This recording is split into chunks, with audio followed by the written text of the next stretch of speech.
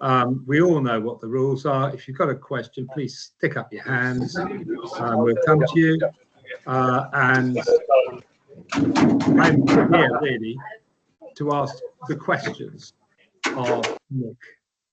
And my first question is, Nick, I'd like you to explain to us how you see large pension schemes accessing the kind of assets which we've heard talk of in the Accord.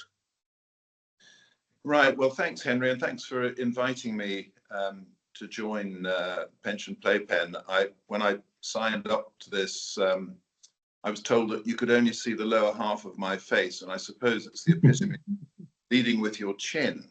But let me sort of backtrack a little bit if I can, Henry, because when I was Lord Mayor, my mayoral theme was financing our future. And that was a slight play on words. It was financing our future because I'm chairman of a large pension company, Phoenix Group, and that's what we do. We help people to finance their futures. But also because it was very evident to me that we are significantly underinvested in our own economy, something in which we all have a vested interest.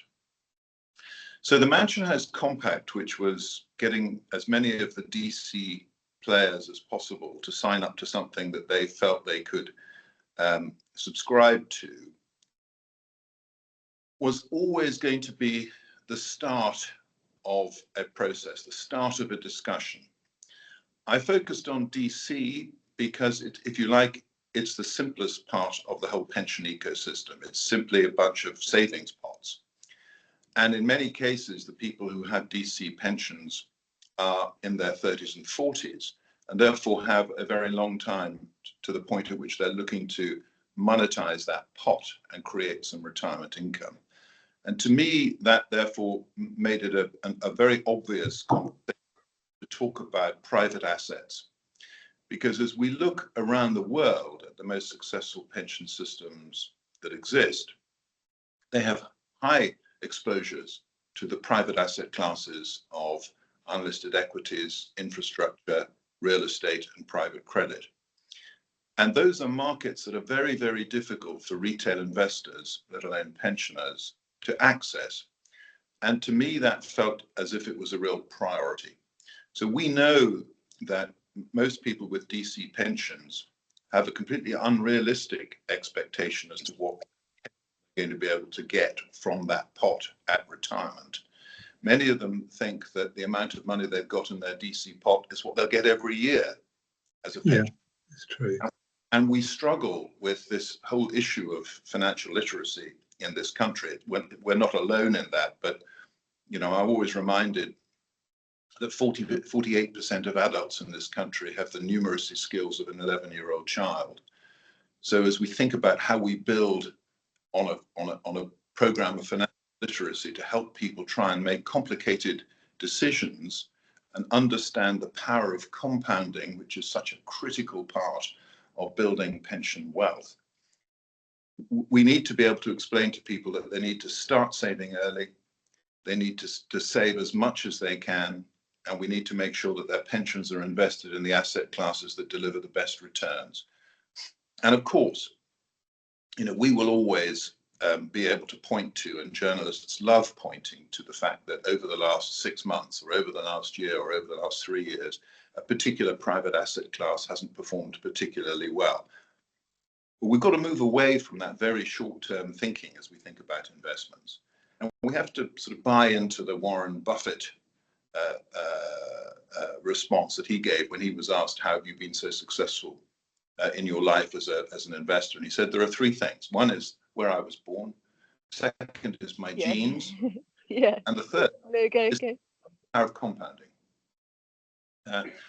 And so we have failed significantly in this country to really harness 2 of those 3 characteristics. So the Mansion House Compact, and I would say that I think, I won the battle of the what. It was a great effort to try and get 9 which subsequently expanded to 11 of the big DC players, representing about 2/3 of the DC market, to agree that by 2030 they would allocate 5% of default funds into unlisted equities. But I lost the debate about the how. I had posited that what we needed really to make an impact was to have a future growth fund, a collective investment fund that all pension schemes could use as their vehicle through which to get their 5% allocation. Because it requires great skill, great application, cost to be able to access these private asset classes. And I remember this time last year, you were talking to us about that. I went to a meeting in Westminster, and you spoke very eloquently about how we could do it that way. That was why my first question to you was, if we're not going to do that, what are we going to do? How are we going to actually get this money sorted? Yeah, I think the Accord builds on the Mansion House Compact, and of course relates also to the DC component of the pension ecosystem. And it says on top of the 5% allocation to unlisted equities, it's going to be an additional 5% to those other unlisted asset classes. But with that must come, and I've been quite outspoken on this, must come transparency about how these pension companies are actually progressing on this. It's not going to do us any good as an economy, and it's not going to do our pension savers any good if all of this investment is back-ended to 2029. We've got to get on with this now, and we've got to be able to demonstrate that people are on that journey. We got the Association of British Insurers to do an annual sort of balance sheet, if you like, of all of the signatories of the Mansion House Compact, and the same will happen with the signatories of the Accord. And the good news about the Accord is we've got extra signatories. We've got 17 signatories who are signing up to this cumulative 10% to private assets, with a 5% component, so 50% of the 10% going into the UK. So the way we are going to expedite that is to have real transparency about the progress that people make. And that, I think, is going to be the crux of this. Okay, but I'm still not clear exactly what sort of process happens if a large occupational pension scheme wants to up its allocation to UK private assets. Yeah, well, so we at Phoenix took the view that if we couldn't get the Future Growth Fund set up, everybody, we would set up something we call Future Growth Capital, which is a joint venture with Schroders at 50/50 owned. That will invest in unlisted assets, unlisted equities and infrastructure loans. We have pledged to put £2.5 billion of pension savers' money by the end of 2027. And Schroders are supposed to be going out and raising third-party capital, perhaps from local government pension schemes, also to put into that future growth capital, because we need scale. The whole point about these private asset classes, if we're going to put DC pension money into it, is that we have to have really broad diversification across the asset class. So you need that scale. So we're sort of trying to lead by example on that. In parallel, of course, we've got the British Business Bank. Within it is British Patient Capital, and they've now got their own fund that is available for private sector pensions to co-invest. Aegon have said they're putting 100 million in. NatWest Cushion has said they're going to put 20 million in. Now, these are not large numbers, but bear in mind also, there is no point in allocating money to a fund, up front, if that fund can't deploy the assets. You need to be dripping the asset, dripping the investment into the fund, or as and when it can deploy the assets. Is this a great sort of breakthrough, and are we going to suddenly see a breaking of the dam? I doubt it. Do I find it frustrating? Yes, I find it deeply frustrating. But as we know, because so many people have tried unsuccessfully over so many years to try and prod this huge pension ecosystem that we've got, you have to sort of take your small victories and then build on them. And again, just as the Mansion House Compact was aimed at DC, it was also designed to start a conversation about the whole pension ecosystem, about closed DB, about open DB, about LGPS, about SIPs, to again say, have we got the right strategic asset allocation? Why is our pension system delivering on average 1.7% per annum less than the most successful pension systems in the world? Now, look, I think it's always important to recognize that, the perspective that I'm going to have absolutely at my heart is the best outcome for pension savers. The government is they look at this great big pool of capital that sits within the pension and savings system and says, let's deploy as much of that into the UK as possible, because that investment will stimulate growth and jobs. There is if you drew a Venn diagram, there's a very healthy overlap there. And that's absolutely fine and right. But, the perspective of a Phoenix or an Aviva or an M&G or an L&G will always be what's in the best interests of our pension savers. Let's make sure that the strategic asset allocation gives them the best returns.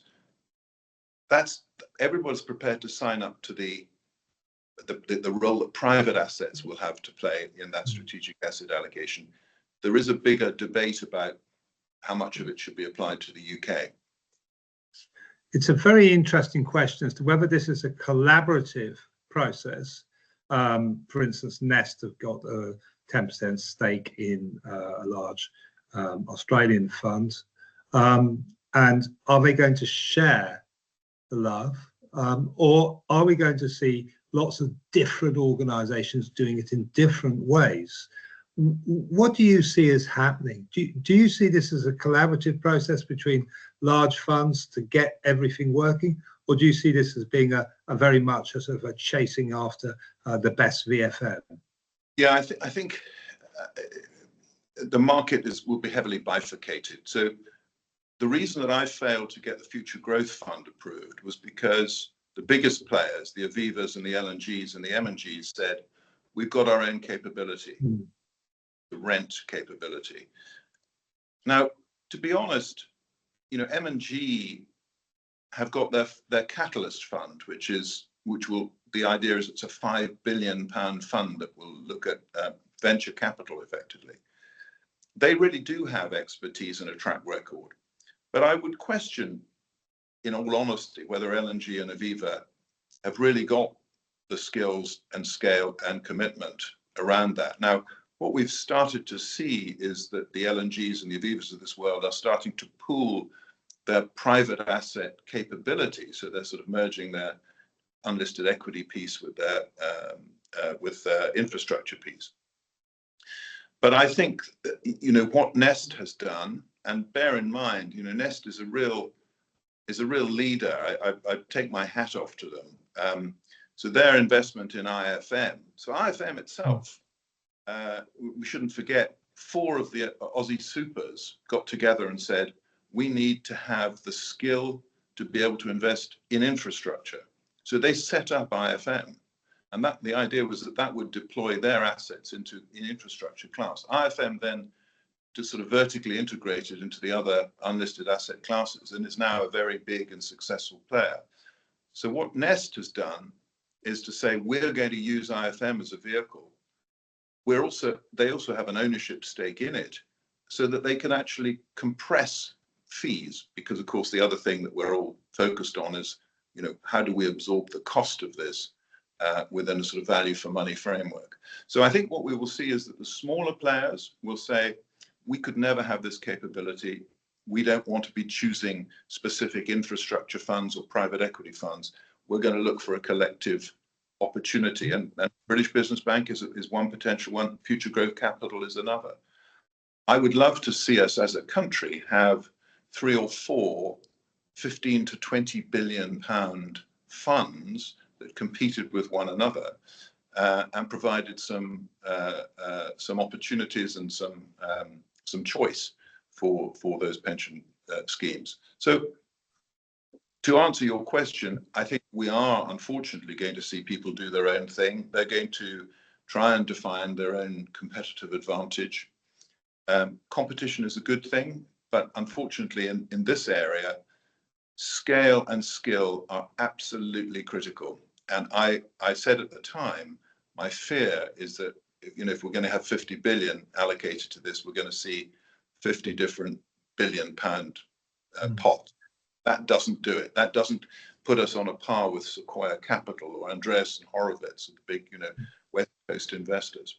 And we need to be able to do that if we're going to be able to attract and keep the growth companies in life sciences and technology and AI and quantum engineering to scale and grow and stay here in the UK. Yeah. Now we've got a question coming in from Con Keating. Now I know Con, and I'm pretty clear about what he's going to be asking about, and I think it's a legitimate question. Con, fire ahead. You've got to take yourself off your. Yeah, which I have now managed to do. There's a number of questions that come up that I would like to ask, but let's just start with the most basic of these. What is your case for going private rather than public or listed, equity, debt, whatever? The other thing I find surprising is that, along with the government, you have not actually given us any working definition of what constitutes a productive asset. But the more important question is, what's the case for private rather than public? Two questions there, Nick. Yeah. So look, I think as you look around the evidence globally of returns across different asset classes, you will see that the unlisted equity piece, generally over a 15 to 20 year time period, pretty much any 15 to 20 year time period, will be delivering a sort of a high teens type of return. But that is dependent on getting real diversification across an asset class. And again, when you look at the most successful pension systems around the world, you'll see, the Canadians have about a 50% allocation to private assets. When you look at the most sophisticated investors in the world, if you look at the big sovereign wealth funds, if you look at BlackRock, who've got $11.5 trillion under management, they're all buying private asset businesses. More and more, so we've seen the sort of de-equitization of the listed markets around the world. More and more capital is going into these private assets. So if we don't give our pensioners access to these private assets, we're depriving them of some of the opportunities to invest in, really, really huge pools of capital and huge investment opportunities. So that is the rationale for that. And I think the other issue is that if you're just invested in listed equities, corporate bonds and gilts and a bit of cash, that is not as nearly as diversified a portfolio as we should be looking at. And don't forget, Nest have said that they're going to have up to 30% allocated to private assets. USS, which is the largest of the open DB schemes that we have, is already significantly invested in private assets, and they're delivering strong returns. So I think there is plenty of evidence that suggests that some exposure, and what we're talking about here is 10% of default funds into private assets, provides diversification and superior returns. I'm intensely skeptical. The success of private equity, notably in the US, came about. Let's not conflate everything into private equity. Private equity, actually, what we're trying to do with the Mansion House Compact was really focus on venture capital, earlier stage, accelerated capital for the growth economy. Private equity is a very different business model, and I agree with you that private equity has its time and has its and has its troubled times. And when interest rates are high, private equity has its problems. But let's not conflate the private asset market just to simply what's happening in private equity. So you want to have UK pension funds investing in private venture capital? I think that's insanity. Venture capital is a singularly inappropriate investment class for pension funds. It's clearly not. Think about the length of time of DC. There are no liabilities that you're looking to match. You've probably got 30 to 40 years before you need to monetize that pot into retirement income. Well diversified venture capital is an excellent asset class for DC pension to be exposed to. You, of course, you're entitled to your opinion, but we are absolutely opposed in our thinking about that. I'm going to move this conversation on, not because I don't like what you're saying, both of you, but because John Plender's on the call. We haven't had you on before, John. It's nice to have you here. And you got a question. So do you want to go live? Yes, indeed. Can you hear me all right? Yes, indeed. Good. I wonder if we could explore a little further about the returns available from this huge pool of private capital, because it seems to me that historic figures are pretty well meaningless at the moment, because what we are looking at as we look backwards is a freakish period in which ultra-loose monetary policy provided a monumental windfall to all private markets. And what we're seeing at the moment in the private area is a bit of a train wreck. And in the private credit area, I think, rather as Connor's been saying about venture capital for pension funds, it seems to me that private credit it's non-transparent. There are extraordinary conflicts of interest on the part of the fund managers who do both PE and private credit. Quite a dangerous area for pension funds to be involved in, but in particular, very strange timing for the government to be pushing pension funds in this direction now. Well, as I said, there is a conflicting set of priorities here, with the government looking to channel as much investment into the UK economy as possible, and the pension administrators looking to make sure that they're trying to do what's right for pension savers. I've been perfectly clear on this in the media. Pension companies are not looking to appease the government.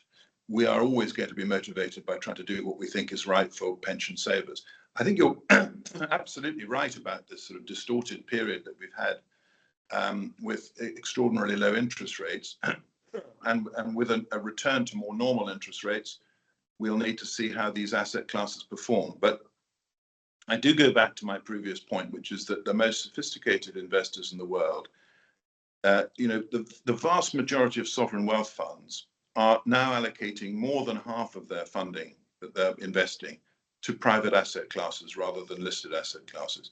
And I absolutely agree. The whole thing about an unlisted asset is you don't know what the value is from day to day. It is uncertain. It doesn't reflect dips and volatilities that listed markets do. But again, we mustn't, I think this is the point, we mustn't get too focused on what's happening the last quarter, what's happening the last year, what's happening the last 3 years. We've got to look at big chunks of time where DC money is going to be invested over a long period of time. And for that reason, I think we will see, and we need to see how these asset classes perform.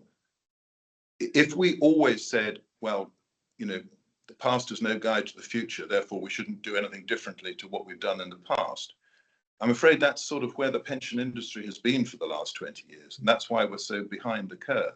And that's why our pension system is delivering returns that are significantly lower. You compound up 1.7% per annum for 40 years, and that's a massive difference in the value of the pot. Points which have been very well made by others on this on this pension playpen side, particularly John Hamilton and so. One final question. Nick Perrott. Do you want to take yourself off and ask your question, Nick? Yes. Hello. I'll come on camera too. Hello, Nick. So you mentioned venture capital, and I want to drill into that. So my business Prosper is actually backed by Andreessen Horowitz, one of the Silicon Valley VCs that you mentioned. And I think if you look at venture as an asset class, I think one of the challenges for any pension fund, being frank, is there is an enormous dispersion of returns, unlike private credit where it's a much tighter thing. So there are plenty of VC funds that actually lose money. And so a lot of the challenge is, how do you actually ensure that you have both the skills in the people in the pension fund itself to know which is a good manager versus a less good manager. And that's assuming, by the way, that there is some evidence of persistence of performance across funds, which, as the data I've seen does suggest that, but only in very particular funds.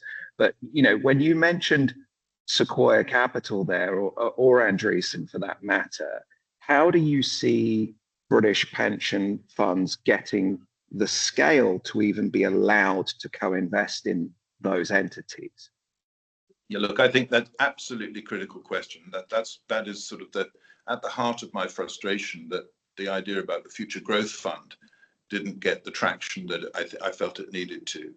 And I think it is a massive challenge. And if you ask venture capitalists, are you indifferent between taking $50 million from Andreessen Horowitz or $50 million from Legal & General, say? They'll say, no, I'm going to take the American money every time, because with it comes the expertise and the skill and people coming to sit on my board and helping me not go down a rabbit hole.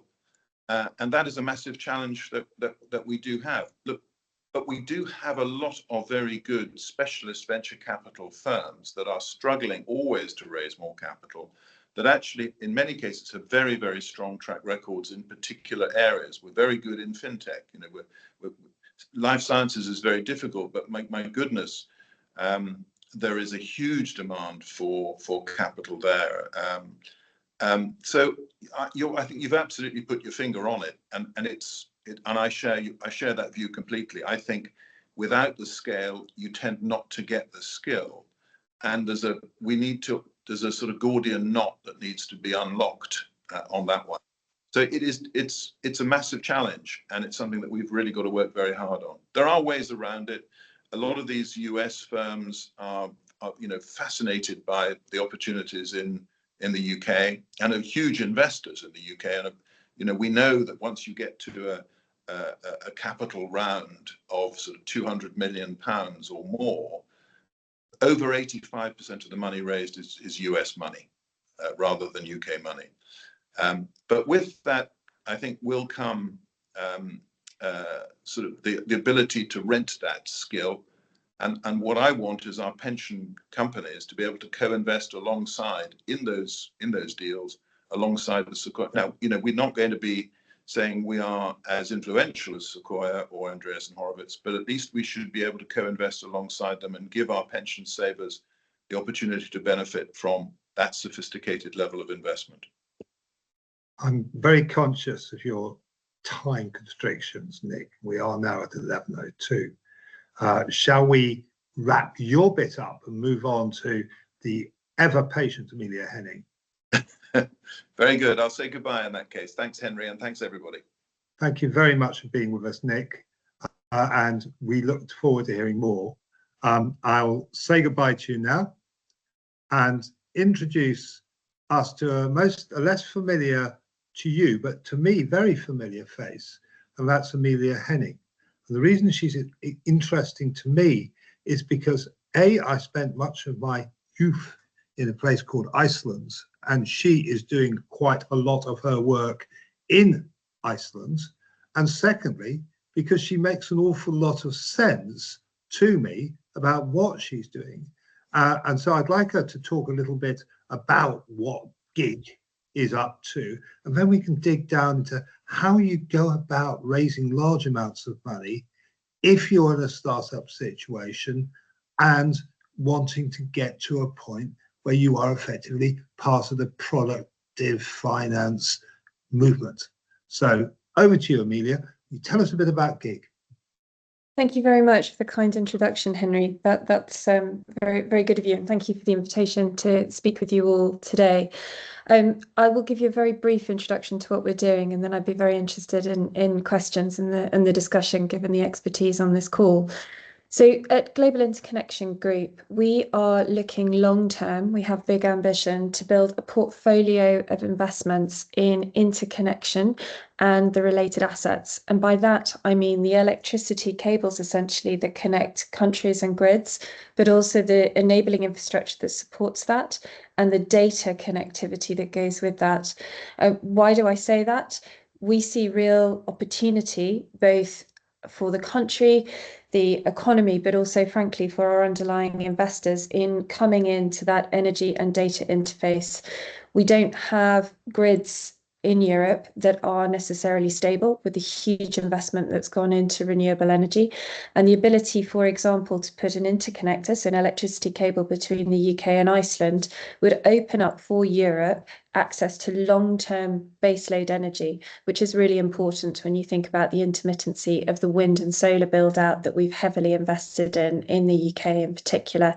Iceland has long-term geothermal, but it also has pump hydro storage. So when the wind blows a lot in the UK, which anybody who's spent any time around the UK knows it does, and we have too much electricity coming onto the grid, which in and of itself can cause blackouts, we can send that electricity to Iceland, pump it up into the pump hydro dams, and have a long duration green storage battery, which far exceeds what we can achieve with lithium and BESS storage, which has been, I think, a little bit of the flavour of the month in the private asset investment of late. So at Global Interconnection Group, we're trying to think big and strategically about investments that have a long-term impact on growth in the UK, that create long-term stable cash flows that investors like pension funds can ultimately invest into. And I hope, and this is one of my sort of longer term career aspirations, bring UK pension fund money in to benefit in a way that perhaps the Canadians and the Australians, who are my previous employers, have done in investing in large scale UK infrastructure. So I was very interested by some of the questions discussed in the first half of this session. Henry, is there anything else you think I ought to touch on, or do you want to open it up? I think what's really interesting is the need that is being created by data storage units, especially those who are doing this hugely powerful work using AI and so on, and how you see your business aligning with theirs in delivering what they're looking for, which is huge data projects without falling over for lack of power.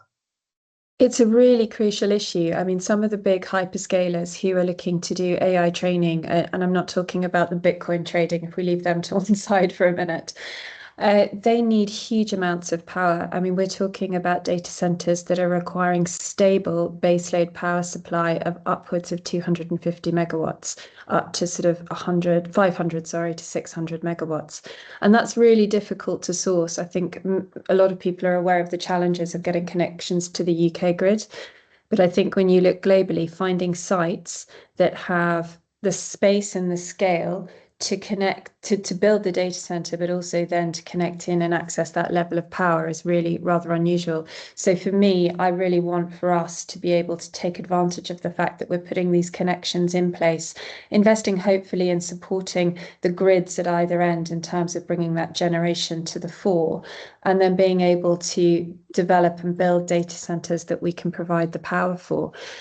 We won't see the growth in the data that's required to really drive the new forms of the economy unless we can provide the power.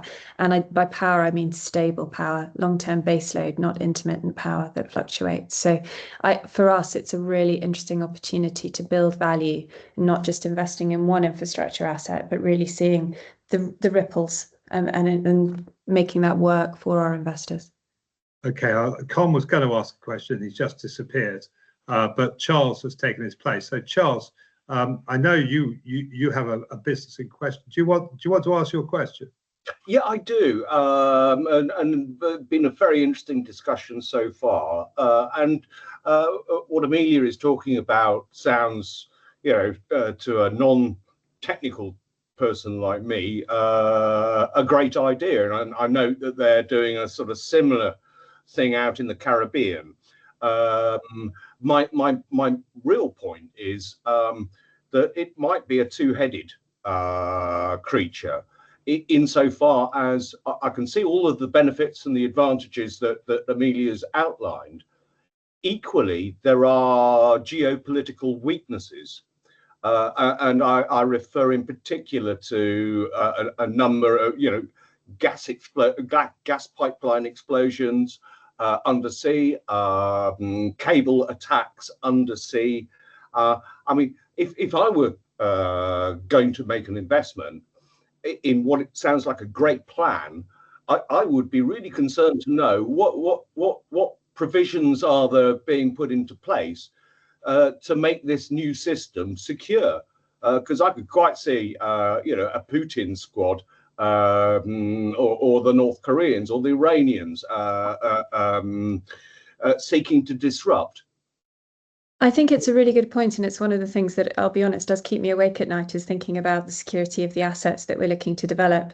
It's one of the reasons why we're looking to develop a portfolio, and I think over time that will be important. It means that you're not invested in a single asset basis, and that's really at the core of our strategy here at Global Interconnection Group.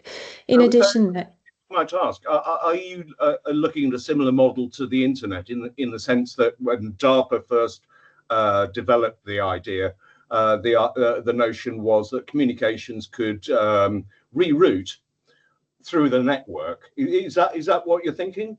Ultimately, we want to have a portfolio of interconnectors and data cables. So exactly that grids in each individual country have the resilience that if one is down, that you can switch to a source from another. And I think that's absolutely critical.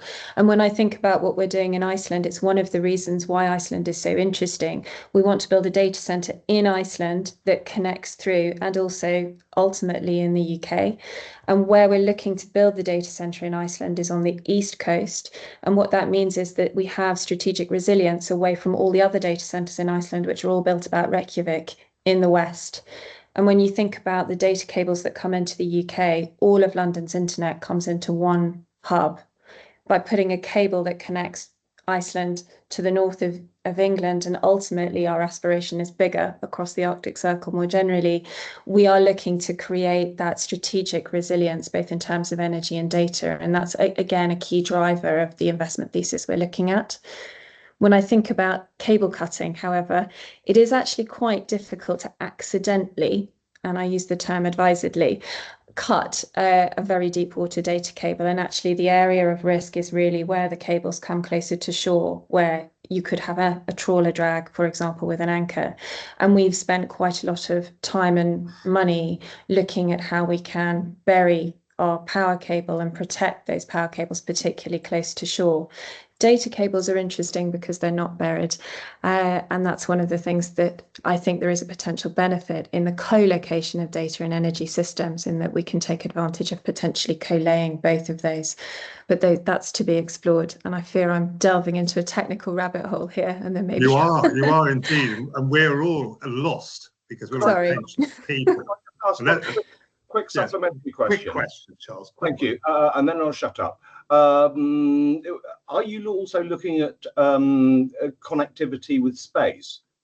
There's been research into energy or solar energy sheets out in space, beaming power back to Earth.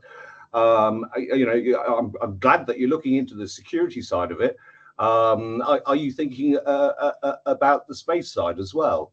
At the moment, that's not currently on our delivery agenda. We've got quite big ambitions already within the data and energy on the Earth, but I certainly wouldn't rule out any opportunities where it fits with our underlying investment thesis. But fundamentally, our strategic direction is around building that global grid long term. Okay, so I want to actually make this a pensions session again.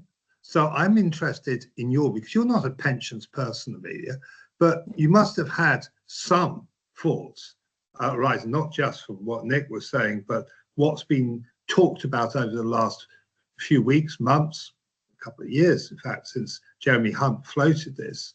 How relevant are pension funds to your funding plans, and what are your funding plans? I think they're fundamental, and whether that be pension plans from overseas, such as the big infrastructure investors we've already talked about, or preferably or ideally, it would be wonderful to have UK pension fund money come in. I feel like it's a real untapped resource.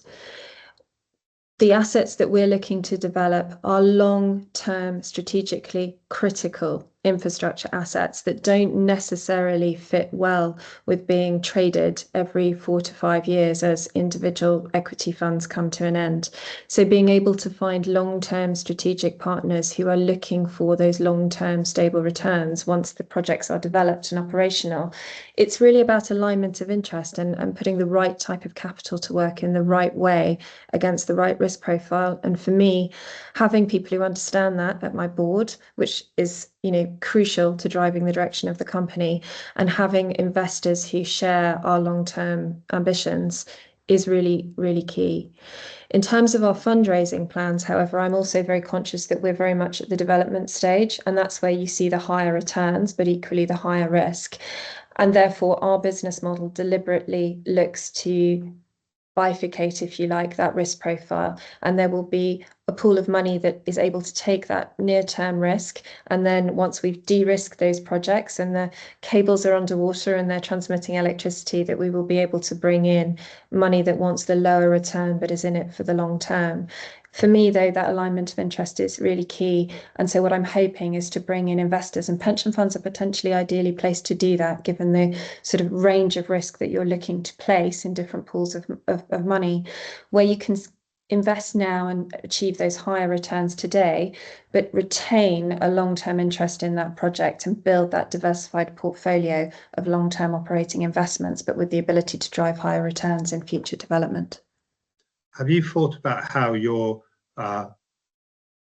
proposition could be of help to pension schemes who effectively have to meet the needs of their members and pay them income for as long as those members are alive, and those who've yet to be born but who become members remain alive? What can you do to help us? Well, I think ultimately what we're trying to do is create an investment opportunity that allows you to get, at a smaller scale from an investment perspective, higher returns, but ultimately transition to create those long-term cash flows that are stable and operational. And I'd love to work with, rather than 50 small investors, I'd love to work with 2 or 3 large strategic investors where we can structure the investment proposition to match the investment profile that those pension funds are looking for. So that higher risk, higher return, smaller investments, and the ability to transition into those longer term investments. But that's a conversation and a dialogue, which actually, to come back to a question that I believe Con raised in the first half, that a private asset structure allows you to do in a way that perhaps public listed infrastructure isn't able to have that conversation. And I speak as the CEO of a publicly listed company that has just actually spun out our Icelandic asset in part to enable us to bring in private capital so that I can have that long-term strategic partnership and dialogue to support a development project. I see roles for both public and private assets, but I think where there is a gap in the UK at the moment is the ability to bring UK pensions into that private asset development class. Okay. I mean, it's very interesting that you wanted to be on a pension call without, necessarily pension experience, because you saw there being an opportunity here. Are you getting any interest so far from the people you're talking to on the pension side? So we have really good engagement with some of the big infrastructure funds who are ultimately backed by pension fund money. Where I have approached and engaged with pension funds directly, I think I have come across the issue again that was highlighted on the first half of this call, which is pension funds feeling that they are not currently equipped to assess or manage or have that dialogue with an individual private asset investment. And, you know, I would love to work out how we can transform that and create that constructive dialogue going forward. Yeah, I'd be very interested from the thoughts of anyone on the call about where they see the expertise needed to make these investments being part of the proposition that pensions have, so that they're purchasing things which are viable for them, not just now, but in years to come. Is there a breakthrough moment which we're looking at, guys? I'm here hoping that some of the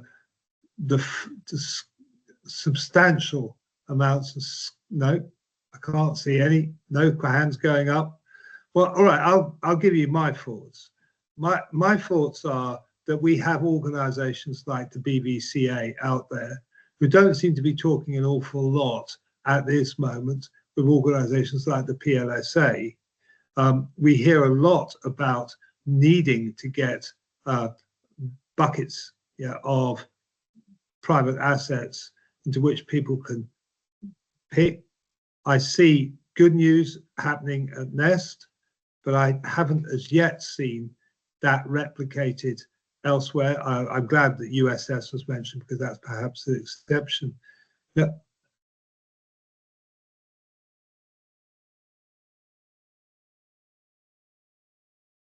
Looks like Henry's frozen. British propositions. Sorry, am I struggling? Can you not hear me? You froze a bit there, Henry. You froze. So, I'm terribly sorry. I'll go off. Are we looking at a way going forward?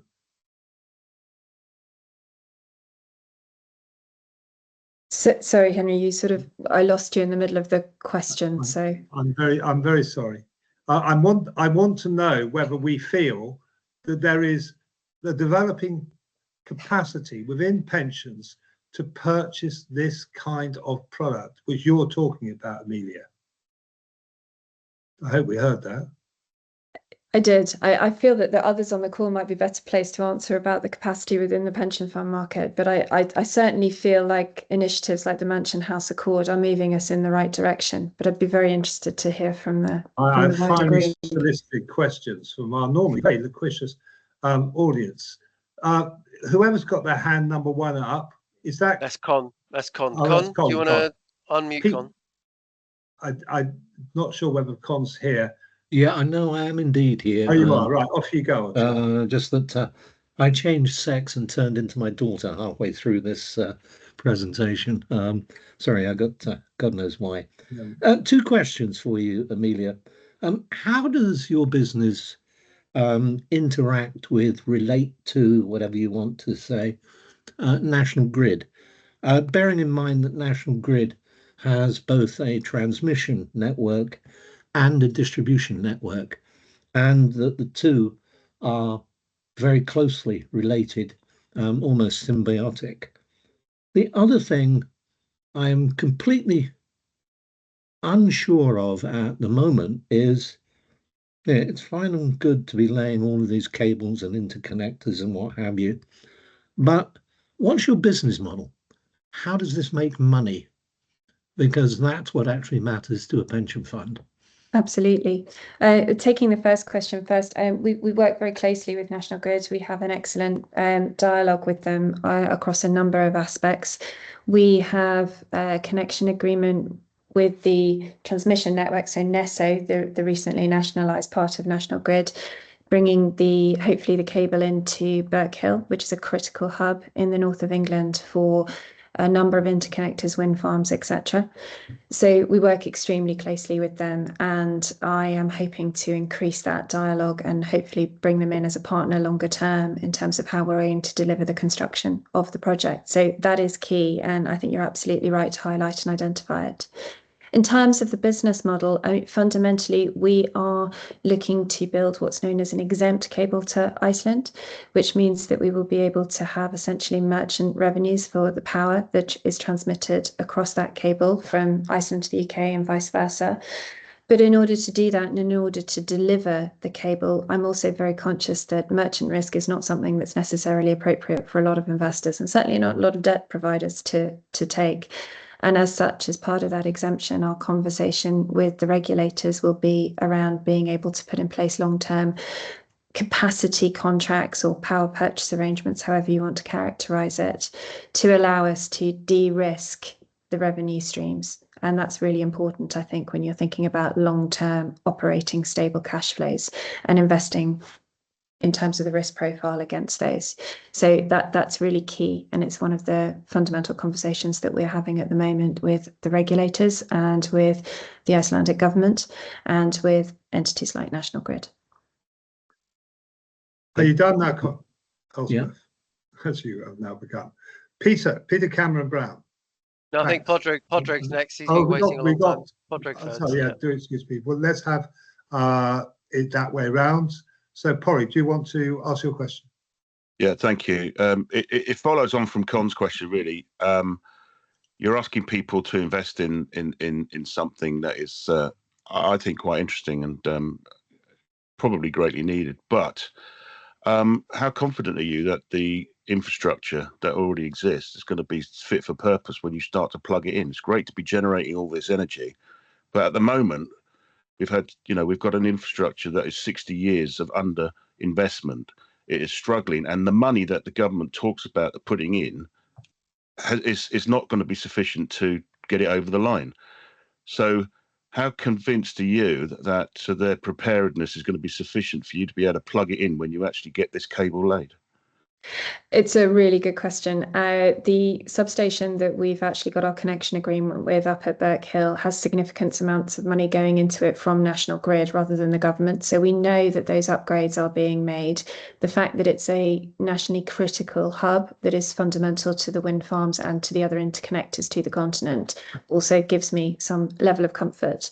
But where the electricity goes beyond that is a really key question. And I think it's, from my perspective, a really key part of how we look forward as a country and how we think about economic growth and support and development.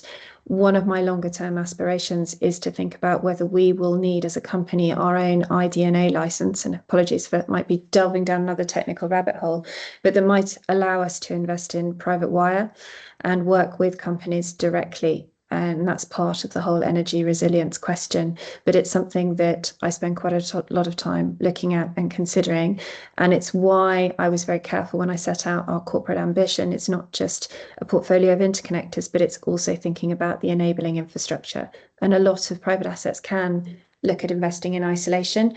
And that's key to me and to our board, that that's not how we approach it. And we make sure that as far as possible, we are thinking about the associated risks and not on a standalone infrastructure investment basis. Okay, so to summarize then, you're confident that you can connect to the national grid, but you're not yet confident that you'll be able to distribute that power as the grid exists now. Is that right? I wouldn't want to go as far as saying I'm not confident, but it is something that I am mindful that's what it sounds like. You're not confident. You wouldn't be able to say hand on heart that what we're going through now in terms of development and even investment will be sufficient for you to distribute that power without perhaps someone like yourselves investing in, as you say, private wire. I think it's something that we are mindful of and that we will keep a close eye on. I wouldn't go as far as to say that we're not confident, but I think it would be remiss of me not to manage that as an associated risk with what we're doing. And the same is true in Iceland. We're looking at what's required in Iceland in terms of grid upgrades there and what investments we might be able to help support to ensure that we can make the most of what is, I think, a really interesting Arctic energy hub and possibility for Icelandic growth as well. All right, thank you. Thank you, Porrick. And finally, Peter. Yes, thank you, Henry. I'm just going back to your question about how pension schemes could invest in such things. As we have a very small investment in an infrastructure fund, which actually provides as one of its core investments a undersea data interconnector between nations. But the significance of that is that the investment manager is based in Canada, and it's obviously, it actually has a fairly large UK presence, but the interconnections are not between country, including the UK, and they're between other countries. So there is expertise, but perhaps we existing, but we perhaps have to look outside the UK. I just wanted to pass that comment on. I think that's very true. There are a number of big private infrastructure funds who have invested in interconnection. There's the connection between the UK and Germany, NeuConnect. There's the recent transaction for Greenlink between the UK and Ireland, which are both private and both connecting to the UK. But both are, so NeuConnect is managed by a firm called Meridian, and Greenlink's just been purchased by Equitex. So there are expertise out there in terms of this type of investment. But whether it's there specifically within the pension funds is I suppose the challenge that I have faced in taking our proposition to the market. I think this has been the key learning out of this meeting, which is that there's a lot of willingness for this to happen. There are a lot of companies out there who are actually in Amelia's situation. What we have is a failure, if you like, of engagement with the issues, yeah, in the way that we've had this morning. Yeah? So we're not getting to a point where firms like Amelia are easily getting funded in the UK by UK managers. They're having to go to Canada or Australia or whatever to get the money. And I'm very keen that we see in the pension playpen more discussions like this, which are really meaningful and which pull together people who are reasonable and experienced in this area, so that we can do our little bit to make this a cause, a reality, rather than something we're still talking about in 10 years' time. I'd like everyone to thank Amelia for her talk this morning. Thank you to all the people who've asked questions. Thanks earlier to Nick Lyons, and thank you for those who asked questions there as well. Look forward to sharing. Sorry to interrupt. We have a couple of hands raised still. We've got Bobby and Charles. So before we wrap up, Bobby, do you want to go first, then come to Charles, and then Yeah, support everything you just said, Henry, and applaud Amelia for being on this, because last week I met somebody in the Southwest who's doing a really, really good job of rewilding nature, but thought pension schemes wouldn't be invested in them because they're only 3 million in size. And I basically said to them, if fund managers need to go around and find 20 to 30 of you and put them into a fund. So it's not just the ones that are actually got contact with pension schemes. We need to just keep having more and more discussions like this and spread our wings as far as we can, and just make sure we have this conversation to start making this happen. Thanks, Bobby. Charles, just to wrap up, I'm conscious of people's time. Just a very quick one. Amelia, can you remind me what GIG stands for? It's the Global Interconnection Group. Thank you very much. Hopefully we got an investor. I just thought I'd mention it to the investment manager. Thank you very much. That's very much appreciated, and be delighted to talk to anybody further about what we're up to. All right. Well, I'll give you a link. I'm not sure if it's possible for Henry or even Steve to send me your email address. We can, Charles. I'll do that immediately after. I will do that. We can do that, Charles. Yeah. Brilliant. Thank you very much. And I'll have to admit, I found the second half of the conversation much more amenable to understanding from a non-technical point of view, and by far the most interesting. So thanks, Amelia. You're very kind. Thank you. No. I often get my mouth into trouble by speaking the truth. Okay. Okay. Well, I'm a stickler for ending these things at the right point. So I will override Mr. Steve Goddard and say I officially declare this meeting over.